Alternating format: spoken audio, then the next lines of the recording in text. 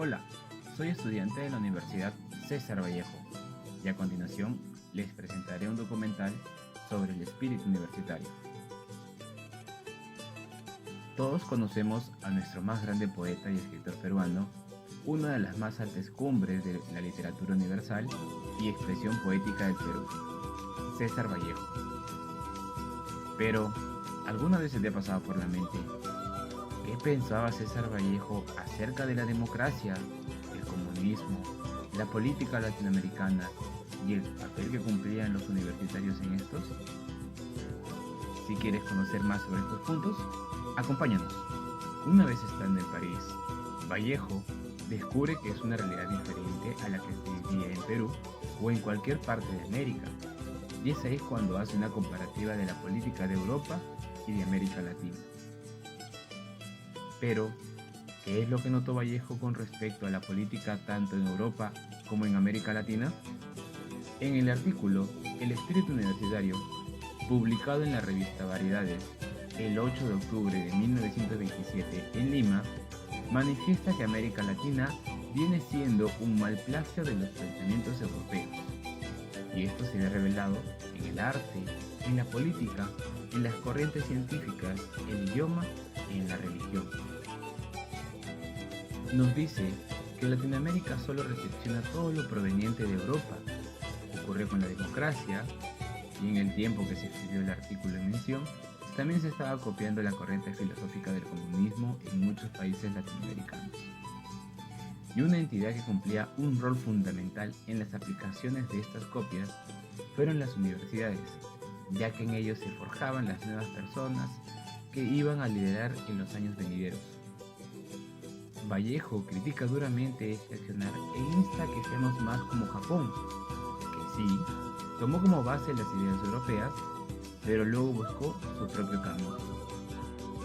¿Desde dónde comenzó a copiarse todo lo proveniente de Europa? Una de las razones fundamentales por las cuales se ha dado esta copia de todo lo proveniente de Europa son las universidades. Estas son la cuna de los nuevos pensadores, de los nuevos líderes, y si éstas se ven influenciadas o repiten los pensamientos de otras regiones, los estudiantes crecerán con esa idea, haciendo así un ciclo interminable de plagio de doctrinas.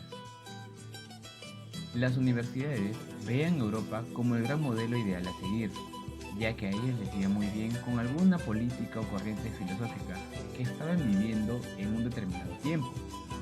Pero lo que no se daba cuenta toda América es que limitar ese modelo al pie de la letra no siempre va a resultar bien, ya que hay muchos factores que influyen en el buen desarrollo de una doctrina.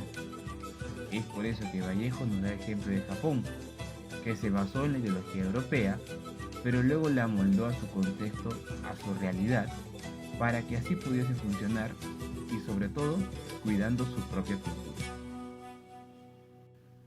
Dando a conocer mejor a nuestra mayor expresión crítica del Perú, para resolver las dudas sobre su pensar y observar la importancia de tener cada uno su propia ideología para cualquier área, retomamos la siguiente frase dicha por Vallejo en la parte central de su artículo. El Japón, que desde hace más de medio siglo está en íntimo contacto con Europa, muchas de cuyas formas culturales ha asimilado maravillosamente, empieza a poner un límite a tales influencias. La asombrosa facultad de adaptación de los japoneses les ha permitido, en menos de 50 años, impregnarse de todas las corrientes espirituales del mundo. Con esta frase, rescatamos que debemos de seguir la forma de actuar de Japón, que no copió al pie de la letra la ideología europea, sino tomó de base a esta para poder forjar su propia filosofía y cada vez diferenciarse de todo lo proveniente de Europa. En la actualidad, podemos hablar sobre la democracia, el comunismo y el espíritu universitario. ¿Qué tan ligados están estos tres? El primero es el que ha asentado mejor en toda Latinoamérica y el segundo ha empezado a tener un pequeño resurgimiento. Por el lado de la democracia, según Carlos Malamud y Rogelio Núñez, 2001, las democracias latinoamericanas no cumplen el rol que deberían ser, ya que no encuentran soluciones a los problemas sociales, y en cambio plantean alternativas políticas autoritarias y demagógicas que incluso son contrarias a los principios de la democracia.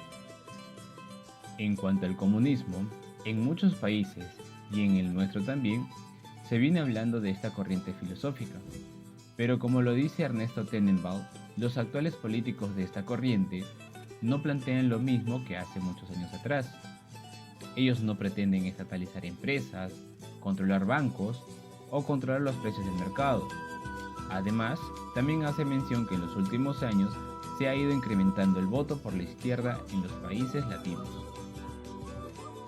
En relación con el espíritu universitario de los actuales estudiantes, según Antonio Murga, 2008, mientras mayor sea el nivel de educación de una persona, mayor será su participación en el ámbito sociopolítico. Entonces, basándonos en esta premisa dada por Antonio Murga, el ser universitarios es estar en el nivel superior de educación, por lo cual ellos tendrán una gran participación en lo político y social.